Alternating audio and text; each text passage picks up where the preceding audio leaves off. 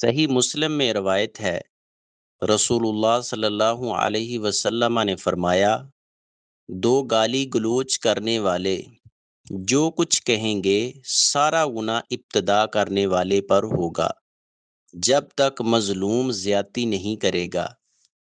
اس حدیث میں اس شخص سے بدلہ لینے کو جائز قرار دیا گیا ہے جو گالی دینے میں پہل کرے، بشرطے کہ بدلہ لینے والا صرف اتنی ہی گالی پر صبر کرے جتنی اسے دی گئی ہے، زیادتی نہ کرے۔ اس صورت میں دونوں کا گناہ پہل کرنے والے کے کھاتے میں جائے گا، کیونکہ وہ اس برائی کا سبب بنا ہے۔ لیکن اگر صبر کرے اور برداشت کرے، بدلے میں اسے گالی نہ دے، تو یہ افضل ہے اور باعث ثواب ہے، کیونکہ جواب شروع ہو جائے تو اکثر اوقات زیادتی ہو جاتی ہے اور شیطان کو دخل دینے کا پورا موقع مل جاتا ہے۔